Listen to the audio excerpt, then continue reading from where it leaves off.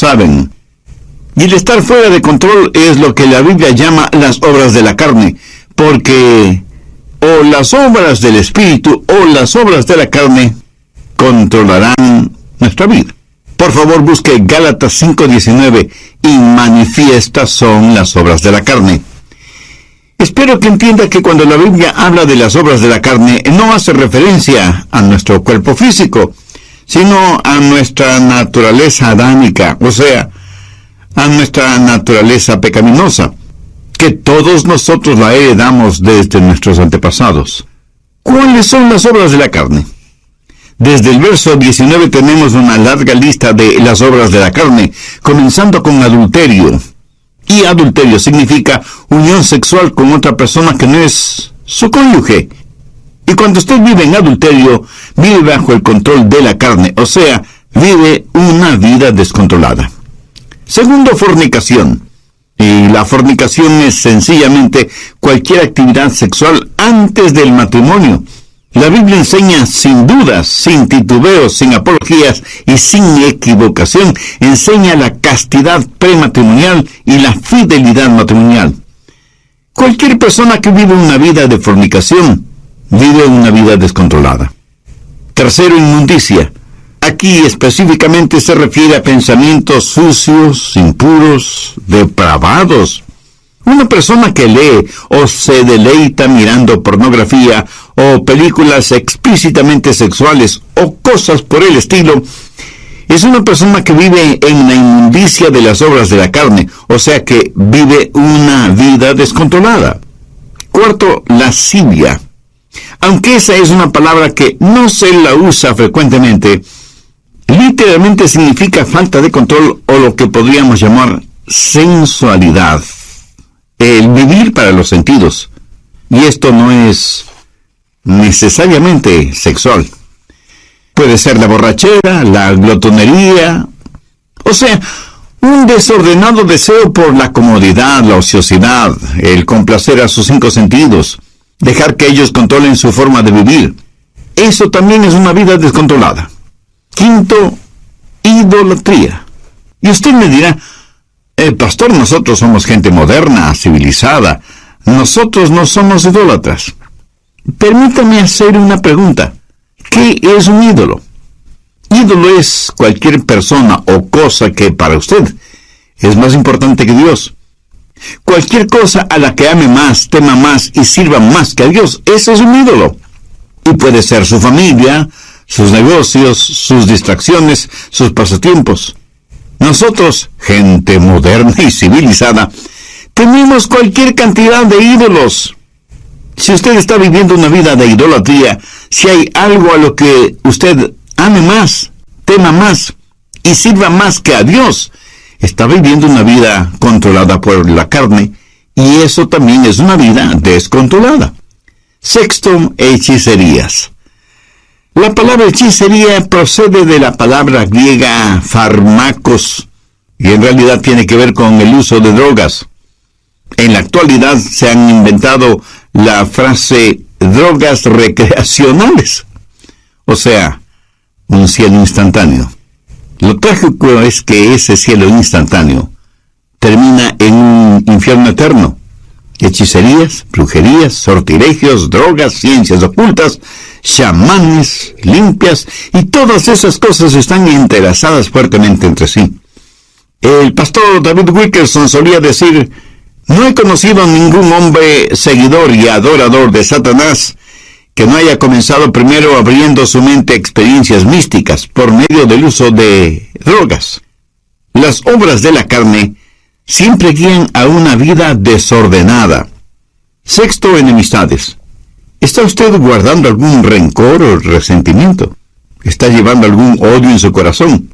Si usted tiene alguna amargura, algún rencor contra alguien, su vida está siendo controlada por su carne y por lo tanto está fuera de control. Séptimo, pleitos. Ahora esto conlleva la idea de división, de contienda. Parece que a algunas personas les encanta el comenzar algún argumento. No se llevan bien con nadie. Son como un puercoespín.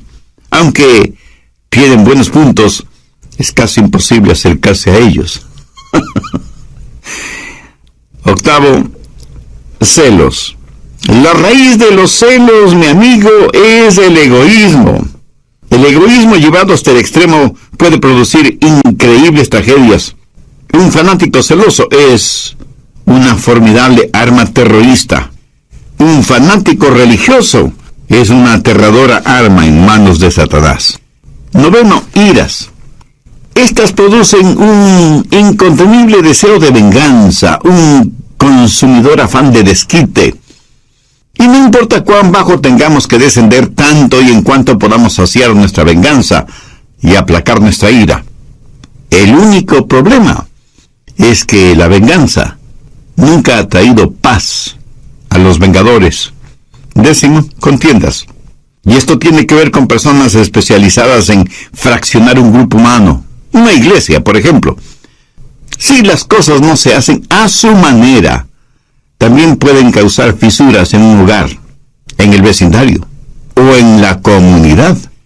Décimo primero, disensiones. La palabra sedición, derivada de disensión, literalmente significa estar aparte y hace referencia a personas que forman pequeños grupitos y enclaves porque piensan que son mejores que todos los demás. A veces son precursores de cultos, logias y hermandades que son muy selectivos en cuanto a su membresía se refiere.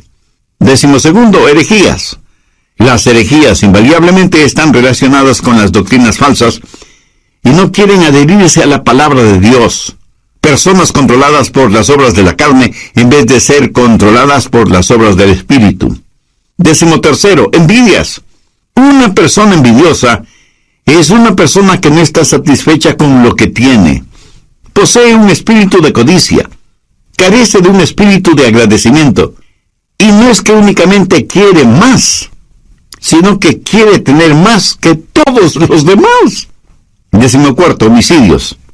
Y no faltará quien inmediatamente pensará, qué bueno que yo no soy un asesino. Cuando Jesús interpretó no la letra de la ley, sino el espíritu de la ley, dijo que si tenemos odio, rencor, venganza en el corazón contra alguien, somos homicidas, sin necesidad de disparar un arma o de utilizar un puñal. Décimo quinto, borracheras.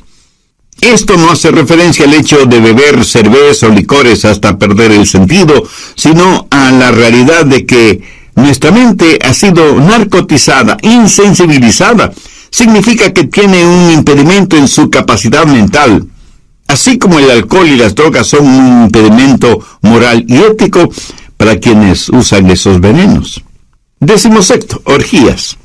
Hay gente que parece que están de fiesta todo el tiempo. Fiesta en el sentido mundano, tratando de silenciar la voz de sus conciencias, tratando de escapar de la realidad, hundiéndose en las indulgencias de los entretenimientos, incapaces de no tener nunca un pensamiento serio, puro, agradable. Las orgías no son solo materiales, sino también intelectuales y espirituales. Pablo termina esta lista diciendo, y cosas semejantes a estas. Está diciendo que todas estas son señales de una vida no controlada por el Espíritu, o sea, una vida fuera de control. ¿Cuál es el resultado? Tiempo perdido, cuerpos debilitados, pensamientos torcidos y vidas totalmente destrozadas. Gálatas 5:22 dice, mas el fruto del Espíritu es amor, gozo, paz, paciencia, benignidad, bondad, fe, mansedumbre, templanza. Contra tales cosas no hay ley. La palabra templanza significa estar bajo control, pero en este caso, estar bajo control del Espíritu Santo. Mi amigo, mi amiga, ¿quién está en control de su vida? Al respecto, hay algunas cosas importantes que debemos saber. Primero, cómo vivir una vida controlada por el Espíritu. Gálatas 5:13. Porque vosotros, hermanos, a libertad fuisteis llamados, solamente no uséis la libertad como ocasión para la carne, sino servíos por amor los unos a los otros. Y en el siguiente versículo, Pablo nos dice cuál es el estándar del amor. Porque toda la ley en esta sola palabra se cumple. Amarás a tu prójimo como a ti mismo. Ese es el estándar legal. Y si queremos saber si estamos viviendo una vida de acuerdo a los parámetros de Dios, solo tenemos que hacernos la pregunta: ¿amo a los demás como me amo a mí mismo? El estándar de una vida autocontrolada o una vida controlada por el Espíritu es la ley. Pero la medida de eso es el amor. Hay tres maneras de mirar esto de la ley. Algunos ven la ley como su enemiga.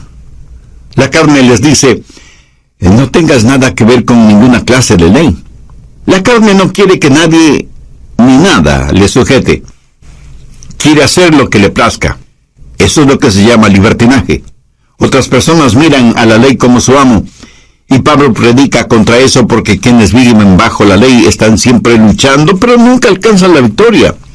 Saben lo que dice la ley. Saben que la ley es buena y justa, y por eso tratan de vivir bajo la ley, aunque eso les cueste la vida.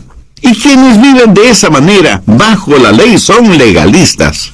Recuerde que la vida cristiana no es una relación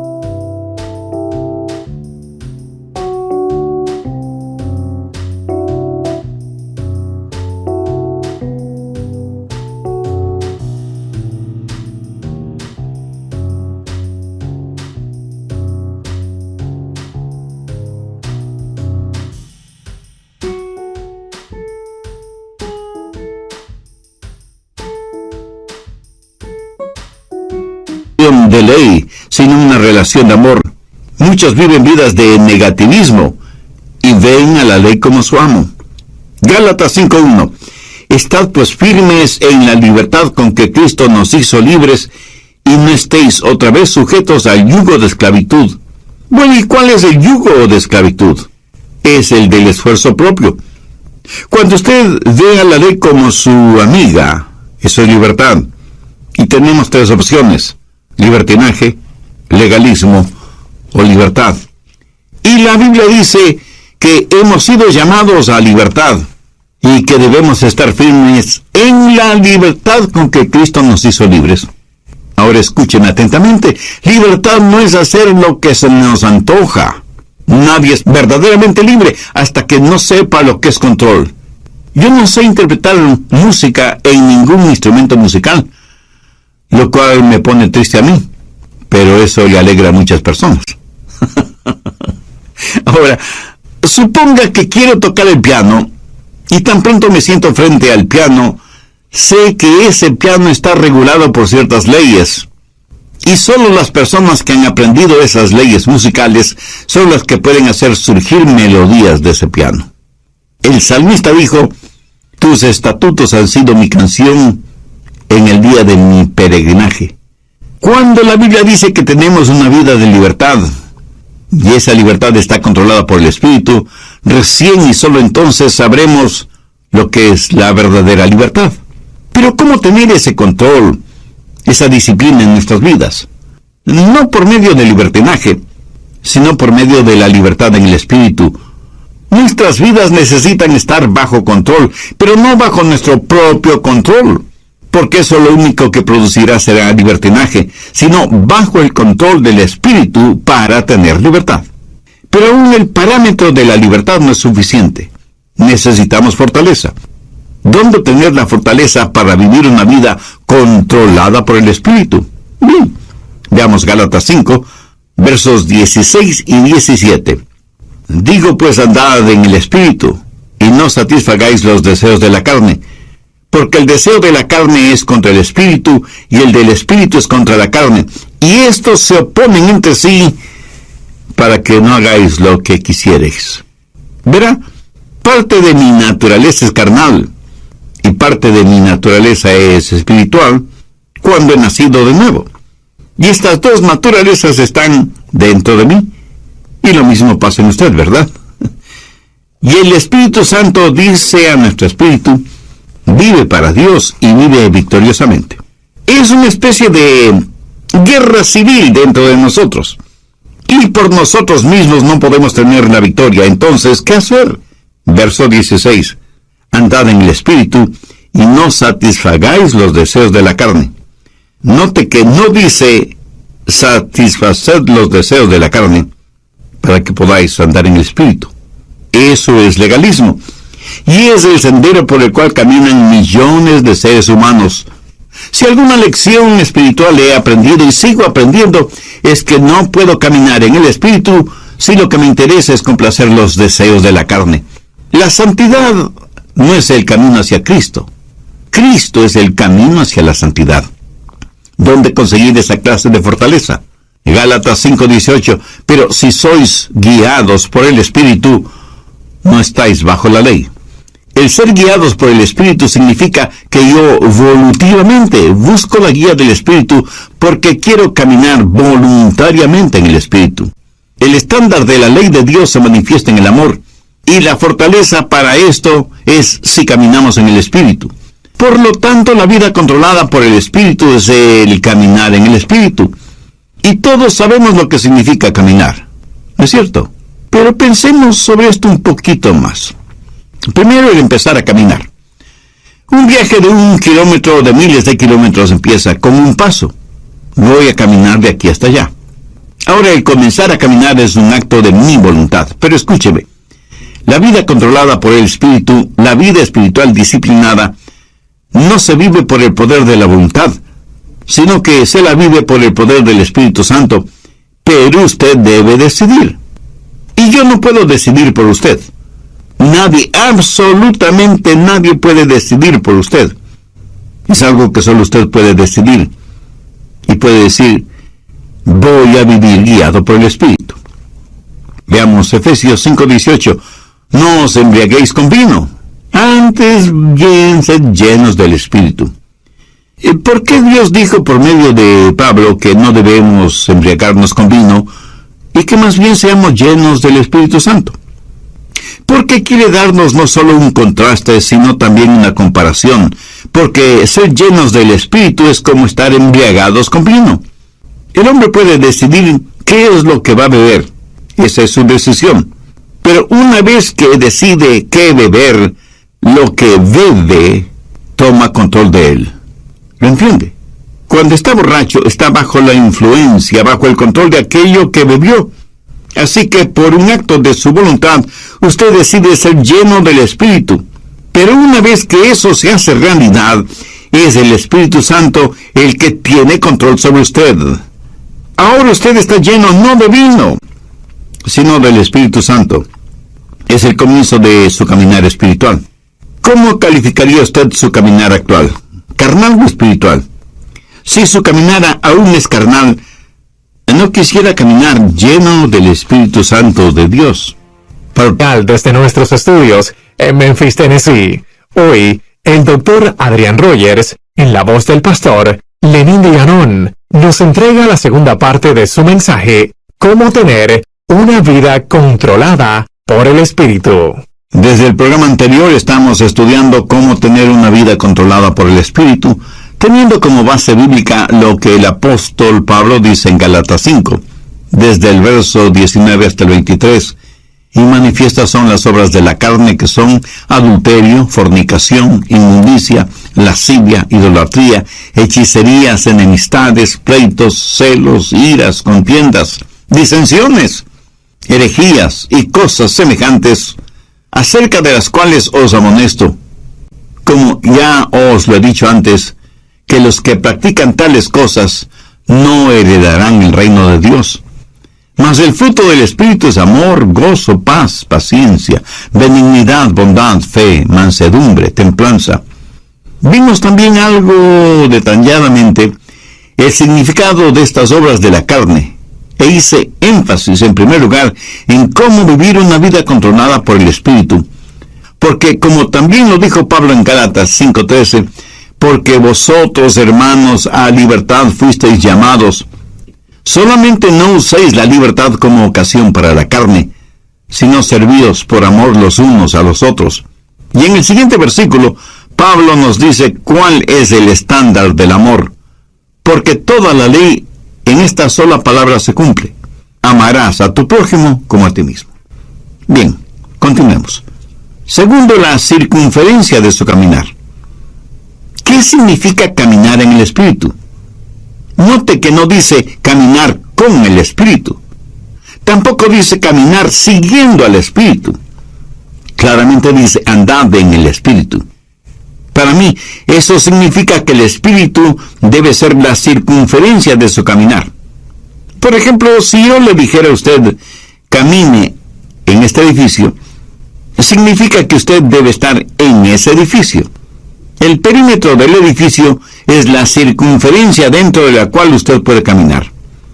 Si usted se sale del edificio, ya no estará en el edificio. Espero que lo entienda. Todos los países del mundo tienen sus fronteras. Para poder viajar de un país a otro, usted necesita un pasaporte con la visa respectiva. Y con eso usted puede viajar libremente de un país a otro. Pero a veces los países, por motivos de seguridad interna, cierran sus fronteras. Y uno puede llegar hasta la frontera, pero no puede pasar la frontera. Esa frontera es el límite de su caminar o de su viaje. Por analogía, el Espíritu Santo de Dios debe ser el elemento en el cual usted camina. El Espíritu debe ser el medio ambiente de su vida. Usted como que se encierra, se cubre, se cobija con el Espíritu Santo de Dios. ¿Está usted haciendo eso? Le puedo asegurar que su carne no quiere que haga eso. ¿Sabe por qué? Porque la carne le dirá, mira, no seas tonto. Fuera del Espíritu Santo puedes tener placeres y hacer cosas que necesitas para ser feliz. Escúcheme, una persona que tiene su vida controlada por el Espíritu Santo ha llegado a una conclusión terminante. No hay nada que valga la pena fuera de Jesús. Cuando usted pueda decir eso, es que está caminando en el Espíritu. No hablo del hecho real de que usted tiene que comer, dormir, trabajar, descansar, gozar de vacaciones y todas estas cosas. Todas estas cosas usted las necesita ver dentro del contexto de que el Espíritu Santo de Dios está guiando y dirigiendo su vida. Usted debe aprender a caminar dentro de la circunferencia y los parámetros del Espíritu Santo. Y cuando usted se salga de esa circunferencia, el Espíritu Santo le dirá, mire, estás cruzando el límite. Y usted retrocede y se arrepiente. Eso, mi amigo, es una vida controlada por el Espíritu Santo de Dios. Tenemos entonces el comienzo de nuestro caminar, la decisión del paso que vamos a dar, y la circunferencia dentro de la que podemos caminar en el Espíritu. Pero todavía hay algo muy importante. Tercero, la continuación de nuestro caminar. Gálatas 5:16 dice, digo pues, andad en el Espíritu. Andad, en el original griego, conlleva la idea de mantenerse caminando. ¿Pero qué es caminar? Sencillamente una serie de pasos. Y aunque comienza con una decisión, no se detiene allí. La vida controlada por el Espíritu es una crisis que comienza con lo haré, pero es seguida por un proceso realizado un paso a la vez. Lo dije ya hace algunos minutos. Un viaje de 1 kilómetro o 1000 kilómetros comienza con el primer paso. Pero usted no se detiene después del primer paso, sino que sigue caminando paso por paso sin detenerse. Digo, si es que usted quiere llegar a alguna parte. Dicen que muchos caminan muy aprisa para llegar a un lugar que no conocen. Y estando ahí, no saben qué hacer. Despistados. Anota el margen Colosenses 2:6. Este es un versículo clave en una vida controlada por el Espíritu. Si usted...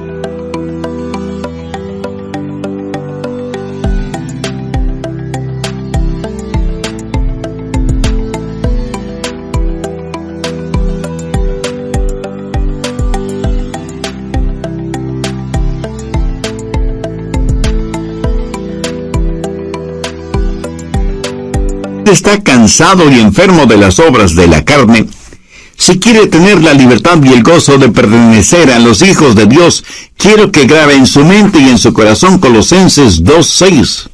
Por tanto, de la manera que habéis recibido al Señor Jesucristo, andad en Él. Mi amigo, es muy importante que usted entienda bien esto. Si usted ha recibido al Señor Jesucristo en su vida, debe caminar en Él. Si yo le pregunto a usted si ya es salvo, y usted me responde afirmativamente, tácitamente me está diciendo que ya ha recibido al Señor Jesucristo como su Salvador. Por favor, escúcheme con atención. Si eso es cierto, o sea que usted ya es salvo o salva, entonces quiere decir que usted está caminando en Él. Bien, me permite hacerle una pregunta. ¿Cómo recibió usted al Señor Jesucristo? Y probablemente usted me dirá, porque me arrepentí de mis pecados y deposité toda mi confianza y fe en Él. Muy bien, por arrepentimiento y fe. ¿Qué es lo que dice Pablo en Colosenses 2:6? Por tanto, de la manera que habéis recibido al Señor Jesucristo, andad en Él. Entonces, ¿cómo puede usted vivir una vida victoriosa? De la misma forma en que recibió a Cristo, por arrepentimiento y fe. Pero deseo que note las 3 últimas palabras del verso 6. Andad en Él. Y andad quiere decir caminar. Y el caminar se lo realiza un paso a la vez. Y usted necesita sus 2 piernas para caminar. No sé si se habrá dado cuenta, pero cuando caminamos estamos desbalanceados por fracciones de segundo cuando levantamos una pierna antes del siguiente paso. Le puedo asegurar que si usted está caminando y se queda con una pierna levantada por breves segundos, a menos que usted tenga un excelente sentido del equilibrio, terminará cayéndose. Así que ya puede ver la importancia de sus 2 piernas al caminar. Ahora, ¿cuáles son las 2 piernas de la vida cristiana? Arrepentimiento y fe. Pablo dice enfáticamente que si por arrepentimiento y fe hemos recibido al Señor Jesucristo, en arrepentimiento y fe debemos caminar en Él. Pero arrepentimiento y fe no es algo que usted hizo para salvarse, sino que es la forma de vivir de una vida controlada por el Espíritu, y caminamos en el Espíritu para no cumplir con los deseos de la carne. ¿Cómo caminamos por arrepentimiento y fe? Entendamos lo que es arrepentimiento. Escuche atentamente lo que voy a decir, porque seguramente no será lo que usted piensa es el arrepentimiento, ni será lo que muchos definen como arrepentimiento. Arrepentimiento es la manera en que Dios se revela a nosotros, y fe es la manera en que Dios nos revela a Jesús. Y quiero que entienda bien esto, por eso vale la pena repetirlo. Arrepentimiento es la manera en que Dios se revela a nosotros, y fe es la manera en que Dios nos revela a Jesús. Arrepentimiento es cuando yo veo que estoy en bancarrota espiritual, y fe es cuando veo la gloria de Él. Cuando usted se salvó, cuando yo me salvé, lo hicimos por arrepentimiento y fe. Permítame compartir un poquito de mi testimonio personal. Cuando no era más que un muchachito, un jovencito, no sabía mucho de religión, y mucho menos de teología, por supuesto. Pero mi corazón tenía hambre de Dios. Luego escuché a un pastor predicando el mensaje de salvación y diciendo que solo en Jesucristo podríamos ser salvos. Hice esa decisión y le entregué mi corazón y mi vida al Señor Jesucristo. Le entregué todo lo que sabía de mí a todo lo que sabía de Él. Y francamente debo reconocer que yo sabía muy poco sobre mí mismo, y obviamente muy poco sobre Jesús. Hasta ese momento no me había dado cuenta cuán pecador era, y muchísimo menos cuán glorioso era Jesucristo. Por eso digo que le entregué todo lo que sabía de mí a todo lo que sabía de Él. Pero desde entonces aprendí mucho acerca de mí, y lo que aprendí acerca de mí no era muy agradable que digamos. Y aprendí mucho acerca de Jesús, y Él es mejor, muchísimo mejor de lo que yo pensaba que era. Y porque recibí a Cristo con arrepentimiento y fe, comencé a caminar en Él. ¿Sabe por qué? Porque cada día aprendo más sobre mí. Y mientras más aprendo sobre mí, más tengo de qué arrepentirme. Pero también aprendo más sobre Él. Y mientras más aprendo acerca de Él, más y más confío en Él. ¿Lo entiende? Arrepentimiento y fe. A lo mejor a veces usted piensa, creo que realmente no soy salvo, porque si fuera salvo, ¿por qué tengo esta gran convicción de mi pecado? Mi amigo, usted tiene esa gran convicción de su pecado precisamente porque es salvo y está aprendiendo más sobre usted y más acerca de Jesús. Esa convicción no es una señal de que no es salvo, sino más bien una señal de que usted finalmente está entendiendo el significado de una vida controlada por el Espíritu. Lo que estoy diciendo sencillamente es que hay un comienzo en nuestro caminar espiritual, así como tuvimos un comienzo en nuestro caminar físico, biológico. Debemos voluntariamente aceptar la guía del Espíritu. No vivimos por el poder de nuestra voluntad, pero entramos y aceptamos la vida cristiana por una decisión volutiva de nuestra parte. Sabemos que hay parámetros, límites circunferenciales para nuestro caminar en el Espíritu, y que nuestro caminar no se detiene, sino que continúa paso a paso. Por tanto, de la manera que habéis recibido al Señor Jesucristo, andad en Él. Arrepentimiento y fe. Dar todo lo que sé de mí a todo lo que sé de Él. Y de pronto, súbitamente, usted descubre que usted no está en control, que Dios está en control de su vida por medio de su Santo Espíritu, y que su vieja naturaleza pecaminosa, carnal, ya no tiene nada que hacer en usted, porque ahora usted está caminando, creciendo en el Señor Jesucristo, guiado por el Espíritu Santo. Por lo tanto, la vida controlada por el Espíritu es un caminar. Algunas personas me dicen, pastor, desde hace tantos y tantos años estoy firme en Jesús. Y yo, con todo respeto y con todo amor, simplemente les pregunto, hermana o hermano, ¿cuándo va a empezar a caminar? Está bien el estar firmes en la fe, pero para muchos parece que firmeza significa inmovilidad, en vez de significar un caminar firme. Resumiendo, permítame decir que el estándar de la ley de Dios es el amor, y la fortaleza de nuestro caminar en el Espíritu con arrepentimiento y fe, lo cual producirá en nosotros una verdadera satisfacción espiritual. Veamos una vez más Gálatas 5, 22 y 23. Mas el fruto del Espíritu es amor, gozo, paz, paciencia, benignidad, bondad, fe, mansedumbre, templanza. Escúcheme, el diablo utilizará a sus familiares y amigos no cristianos para que le digan, tú no quieres vivir esa clase de vida, es tan aburrida. Mi amigo, esa es la única clase de vida que vale la pena vivirla. Es la única vida que produce genuina y eterna satisfacción. El apóstol la identifica como fruto, y un buen fruto es por lo general delicioso, hermoso, oloroso y satisface. Una fruta es para ser consumida, para aplacar el hambre. ¿Tiene usted hambre por el Señor, por las cosas de Dios? Si no es por medio del Señor Jesucristo, esa hambre nunca podrá ser satisfecha. Una vida controlada por el Espíritu es una vida llena del fruto del Espíritu, o sea, es una vida llena de amor, gozo, paz, paciencia, benignidad, bondad, fe, mansedumbre y templanza. La carne y el Espíritu están luchando en usted ahora mismo. El resultado depende de usted. Si usted dice, voy a vivir una vida de libertinaje y ver la ley de Dios como mi enemiga, no voy a vivir una vida de legalismo y tener la ley como mi amo. Si dice eso, le estará dando la victoria a la carne.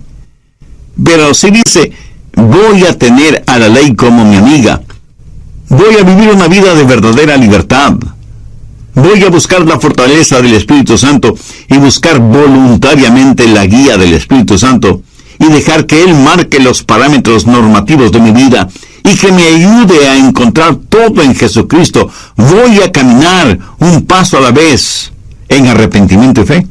Si usted dice eso, Dios le dará libertad. La libertad con que Jesucristo quiere hacerle libre. Y si hay alguna disciplina de su parte, no piense que la disciplina es restrictiva. Ninguna persona es más libre que aquella que vive una vida controlada por el Espíritu. Si usted que me está escuchando ahora mismo no es una persona ya salvada, ¿por qué no deja que Dios tome el control de su vida? ¿Por qué no ser de Jesús su mejor amigo? ¿Por qué no elevar su corazón a Dios este mismo instante y le dice: Dios, sé que soy pecador y estoy perdido espiritualmente. Necesito